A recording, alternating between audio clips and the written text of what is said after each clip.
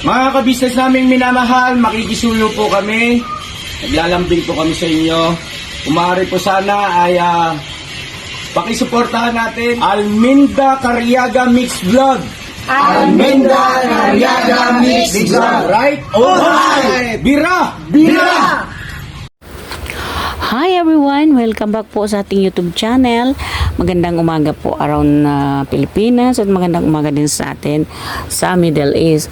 Well mga kabisnes, mga kapapi, gagawa lang tayo ng panibagong reaction video natin dito kay Estong nga, di ba? Nakita naman natin na may video nga, mayroon ngang upload itong si Estong, yung si Gary, yung kumpare niya. Natungkol nga dito kay kung sino do yung naghahanap kay Estong. Ayun na nga, lumitaw na nga itong si Estong at nagsalita nga doon sa kanyang sa vlog na itong si Gary. Actually yung YouTube channel na yun ay sa kanya daw yun, kasi MC Amara ba yun, TV ay kanya pala yun, pinahawak lang niya doon kay kumpare niyang Gary, na kaysa niyang kaibigan. So alam naman po natin din na may vlog si Kabisnes official tungkol doon sa pag-imbita niya sa kanyang birthday, na lahat naman po ay inimbitahan niya, ay hindi lang naman po si Estong, lahat na sila ang inimbitahan niya, naimbitahan niya at nabanggit na rin niya itong si Renji at LB at yung pamilya ni LB, itong si Thinking Body at ang pamilya, at itong si Rick Aningat din, at itong si ex-girlfriend ni Bong na si Clarissa. Alam naman po natin yun, di ba, na nangimbita itong si Kabisnes. So well, at ito'y nakaabot nga at napanood daw itong ni Estong, di ba? So mga kabisnes, mga kapapi, bago natin umpisahan itong ating reaction o konting opinion natin, ako po'y nagbabaka sakali, kung hindi pa kayo nakasubscribe, baka pwede po pakipindot ng subscribe button dyan at ng notification bell para updated po tayo lahat sa ating mga nire-reaction ng video sa Kabisnes Official Papa Dins TV at Kabisnes Family. At huwag po natin kalimutan suportahan ang ating Kabisnes Official Papa Dins TV at ang kanilang pangalawang channel na rin, ang Kabisnes Family. So proceed na po tayo doon, At napanood natin itong pag-imbita nga ni Kabisnes sa kanyang darating na kaarawan.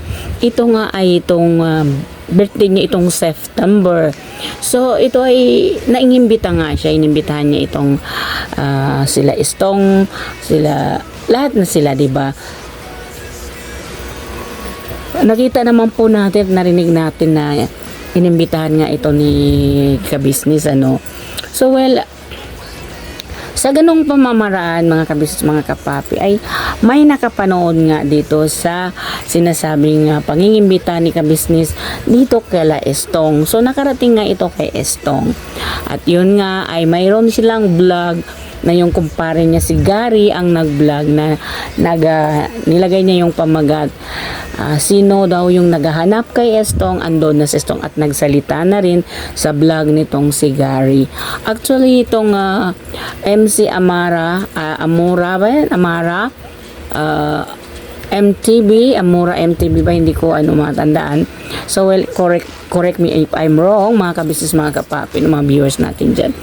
Nagsalita nga itong si Estong na napanood daw niya yung pag-imbita sa kanya ni Kabisnes tungkol nga sa kaarawan. So ang nabinggit dito ni Estong, ang sabi nga niya ay dahil daw sa kanyang dalawang anak ay kumbaga i-grab niya yung opportunity na siguro may balak siyang bumalik doon kila Kabisnes, kaya naisip din niya na para din daw sa kinabukasan ng kanyang anak. So ang sinabi niya, wala naman daw yung sa kanya, at nakalipas na raw ng 2 taon, wala na rin daw yun, na pinagsisihan din daw niya yung pagkakamali niya dati noon. So it means na kumbaga yung kanyang ginawa noon na pagkatalikod kila Kabisnes, parang hindi maganda, walang magandang nadulot sa kanyang buhay. So ang sinasabi niya at ay yun nga ang sinabi niya ay magkikita-kita daw sila, magkikita-kita tayo mga kagwang at si kuya niyang Emerson daw at ang kanyang ate Marigold, sabi niya ganun, at ang mga anak ng kabisnes. So sabi niya ay wala naman daw problema doon, at ayon sa kanya ay gayon man din siya ay kumbaga naluha siya doon sa mensahe sa kanya ni kabisnes na kung mayroon siyang time bakit hindi siya pupunta sa bahay ng kabisnes family at kumbaga walain na yung dati, i-move on na sa panibagong buhay. Yun ang ano ni kabisnes, kumbaga yun ay tumaga sa dibdib nitong si Estong na ang panawagan ni kabisnes doon sa pag-imbita ng birthday sa darating na September ni kabisnes dito sa kanila. So at sinabi niya ay naging emotional daw siya dahil hindi niya sukat akalain after all siguro sa mga ginawa niya, ganon pa rin ang trato ni kabisnes sa kanya na hindi siya trinatong kaaway, hindi siya trinatong ibang tao. Kung ano siyang trinato noon, ganun pa din ang trato ni kabisnes sa kanya. So ang pagka-emotional nitong si Estong ay kumbaga yung bang makikita natin dala ng pagsisisi sa nangyari, diba? So siguro naisip-isip din ni Estong kung hindi niya ginawa yun, hanggang ngayon andyan pa rin siya bilang isang kagwang, hindi ba? Alam po naman natin bago dumating si Bong sa buhay ni kabisnes ay si Estong na ang nandyan at si Bay Papaya, hindi ba? So ngayon at napanood nga ni Estong at ang ayon pa sa kanya ay hindi naman daw niya winala ang kabisnes official sa kanya at lagi daw siyang nanonood at nakapalo daw ito sa kabisnes official, kaya napapanood daw niya lahat itong mga vlog ni kabisnes. So at saka lalo't lalo na daw yung pangingimbita ni kabisnes sa kanyang pamilya at sa kanya nitong kaarawan ni kabisnes.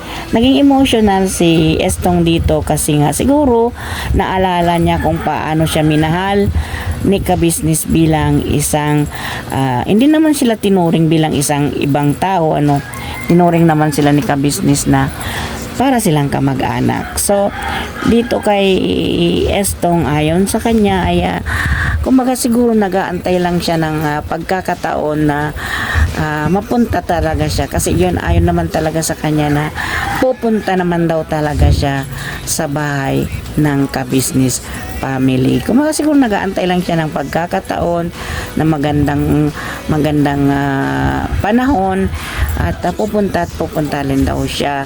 So ang ayon doon kay Gary, ang sabi ni Gary, bakit hindi mo sila i-contact sa number nila, at ay ibinigay din ni Gary sa kanya ang contact number nila kabisnes para kung gusto niyang tumawag ay makausap niya ang family kabisnes. So maganda na yun at medyo daw maraming nagkokomento doon na mga viewers at ay naiba daw itong si Estong, naging mabait siya ngayon, hindi daw siya tulad noon. So ibig sabihin lang talaga ay ganun naman talaga. Pag halimbawa mayroon kang nagawang kasalanan ay pagsisihan mo yun. Yun lang naman talaga ang pagkakamali na yun na hindi mo naman talaga makikita kung hindi mo naranasan at hindi mo naramdaman ang pagsisisi doon sa isang pagkakamali na nagawa mo na hindi mo dapat gawin. Siguro na-realize din siguro ni Estong na mali siya noon, hindi ba? Na umalis sa kabisnes official. Ang alam naman po natin nang dahil lang yon sa isang mga sponsor na nag-udyok kay Estong na tutulungan siya, kaya siguro parang naano rin itong si Estong, kumbaga parang na lihis ang pangingisip niya dahil siguro syempre ba't pinakitaan kung ano-ano pinangkitaan ng pera na akala ni Estong ay totoo ang pag-i-sponsor sa kanya. Pero sa bandang huli, binitiwan din siya nag-sponsor at nawala din yung channel niya na may channel pa naman siya noon bago yung channel niya ngayon, hindi ba mga kabisnes mga papi. At ayon sa mga sources na narinig natin ay ibinenta din daw niya yung channel niya noon. At sayang din kasi kagwang naman talaga siya kung tutuusin. Kung hindi siya umalis kay kabisnes, siya naman talaga ang kagwang na pangalawa o unang kagwang ni kabisnes, at pangalawa o sino man sa kanila dalawa ang nauna ni Bay Papaya, hindi ba mga kabisnes mga kapapi. Pero kung tutuusin natin mayroon nandoon ang pagsisisi sa mga pananalita ni Estong sa nagawa niya na pag-iwan sa kabisnes family at sana naman at isang araw ay mapunta na si Estong dito kay kabisnes at para maayos na rin, kasi sa mga comment section nagsasabi bumalik ka na lang doon sa kabisnes house, hindi ka naman pababayaan ng kabisnes. Oo, alam naman po natin kung si kabisnes ang magsabi, hindi niya tutuparin niya po yan, dahil alam naman niya na sa kabila ng kung ano yung ginawa ng taong minahal niya ay alam naman po natin hindi nagtatanim ng galit itong si kabisnes. Handang-handa pa rin niyang tanggapin, patawarin kahit gaano kalaki ang kasalanan ng isang tao, dahil kumbaga ang sinasabi ni kabisnes ay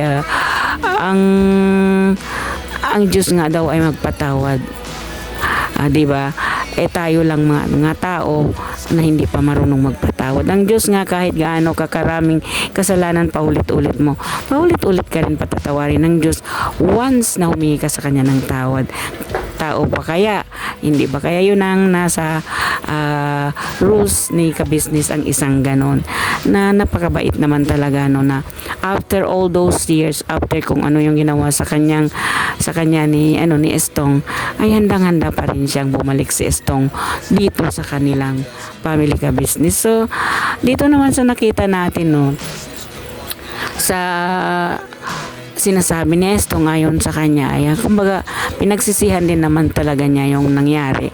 So by the way, totoo naman yun ang sinasabi ni Estong na past is past na, hindi ba? So mag-move on na lang at gusto rin daw niya makilala yung mga bago na nandyan kay kabisnes ngayon, hindi ba? So tingnan po natin at ipinaghandaan ni Estong ang pagbabalik niya dito kay kabisnes official ayon sa kanya, na ang pagkasabi pa niya, magkikita-kita rin tayo mga kagwang at gusto ko ring makilala ang bagong kagwang ayon kay Estong. So, well mga kabisnes, mga kapapi, maganda rin naman na talaga 2024, maraming magbago sa kabisnes official at sana ay kung makasakali man babalik si Estong at sana ring magbago na ang ating Kuya Bong, hindi ba?